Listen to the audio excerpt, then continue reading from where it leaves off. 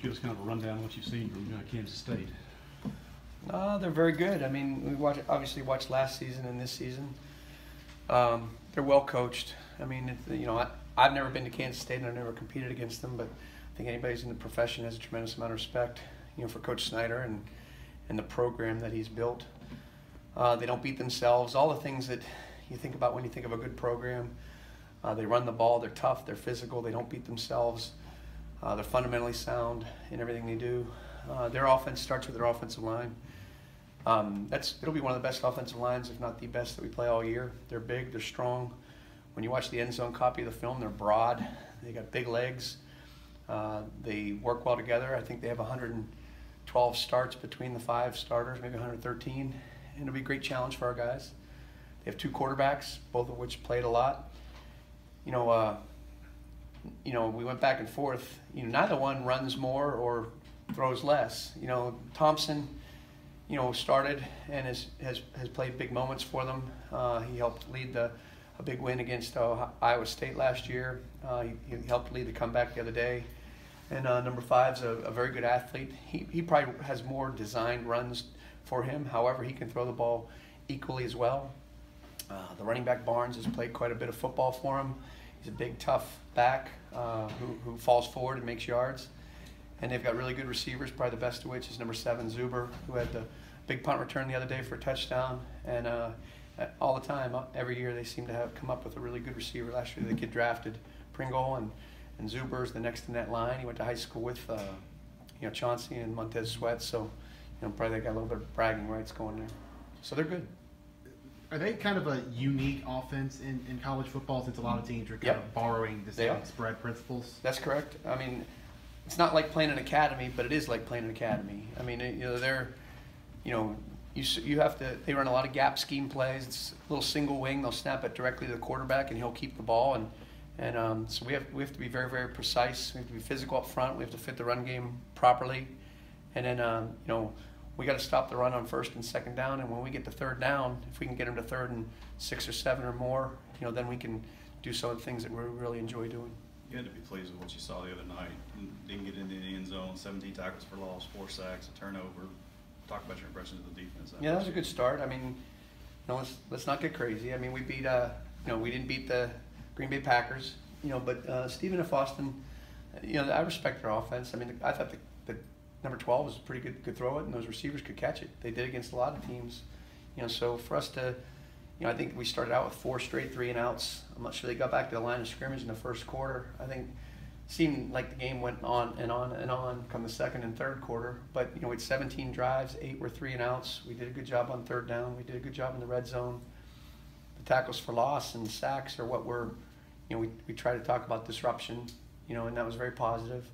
I would like to see us maybe create a couple more turnovers. That's going to be the key. I mean, Kansas State usually doesn't beat themselves, and the other night they were 0-4 in the turnover margin. So that's been a big point of emphasis, a big focus this week. Barnes last week fumbled a couple times. I'm sure he's been working on that this week, and he threw a couple interceptions, 1 for a pick 6, as a matter of fact. Where do you think your corners are in terms of learning the nuances of the zone principles and the off coverage and positioning and that kind of thing? Where do you think they are? I think they're really good. I mean, Peter, it's not like they're learning. It's not like we invented some completely new defense. I mean, they, like I've said before, most of the guys who are older players, like Jamal or, Cam's not necessarily a super older player, but he's been around. They've all had different defensive coordinators. Now, those guys have had Deshae and Buck coach them, and they've had, you're learning from really, really guys who know how to play the positions. That's been positive for them. But I think they're doing well. I think Cam had a big game the other day, 3 pass breakups or something. Jamal had some good plays too. I think you get exposed when you play some bump and run man and a guy catches the ball.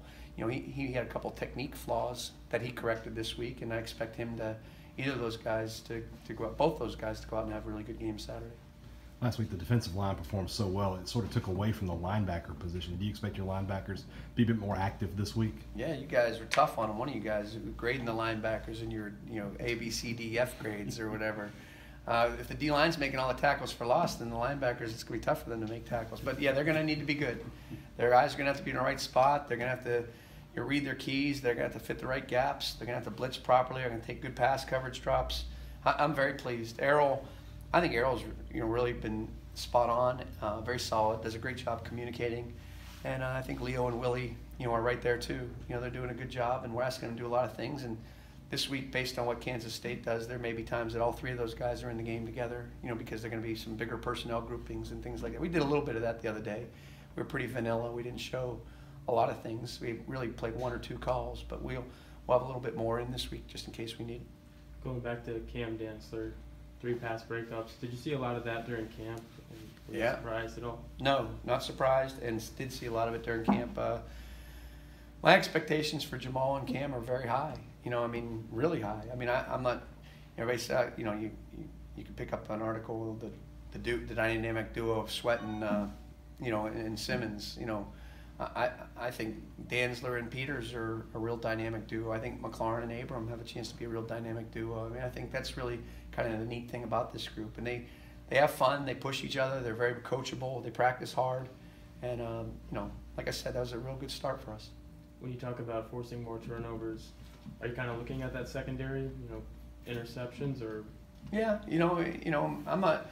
We probably didn't have a whole lot of opportunities the other day. It's not like there was, plays where you go, we should have had that one or anything along those lines. But that's I've said this before. Probably, if you did some type of analytics study, you probably get more interceptions in zone defense because everybody has vision on the football, and you probably have a little tighter coverage in man, but probably a little less interceptions in man. Like everything's blitzes, you get more sacks in blitzes. Now we got some sacks the other day, but my experience has been we'd get more pressures on blitzes. The quarterback sees the blitz and he gets the ball off. A lot of times the threat of the blitz is every bit as effective as the blitz. That's what happened on Sweat's sack in the third quarter. We threatened blitz. They altered their protection, and all of a sudden he's either one-on-one or we get the matchup we want, and or whatever it is, and he ended up getting a real nice sack in the third quarter because of that. So sometimes, like I said, I think blitzes lead to more pressures, and the ball gets thrown quickly and it's incomplete. Sometimes the threat of the blitz and dropping out into coverage, that's where you get some more sacks and things like that. As good as the D-line was last week, you have Corey Thomas back now. What's it going to bring to you this week? Depth. We need them all. These guys, this O-line we're playing is really good. And Braxton played good and Jeffrey played good last week too, so that was real positive. Braxton played as well as I've seen him play. And to get Corey back, Corey, he's so long and he's so big, and he does a great job tipping passes. he's got, I think we talked about this during camp, I think he's got, I don't think I've ever seen anybody, he's kind of got a unique ability to knock down passes. Dikembe and Mutombo-ish almost out there. He really takes great pride in it. He may not be as dynamic a pass rusher as someone else, but he pushes the pocket back, stays in his lane, and when the ball's thrown, has a nice timing and gets his long arm up.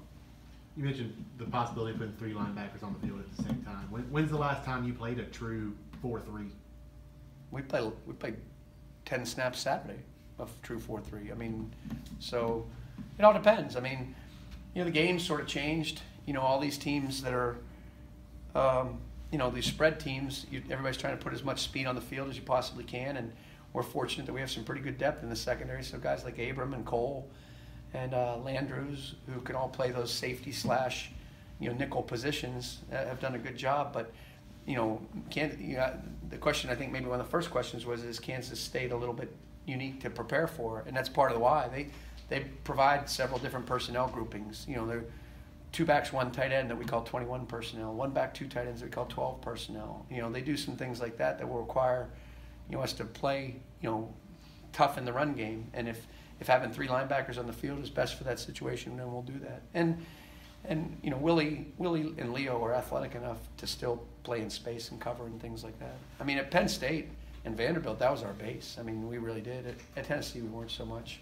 And here, this fits who we. The whole thing fits who we are, and the kids really are doing a good job of the substitutions this week and matching the personnel groupings and things like that.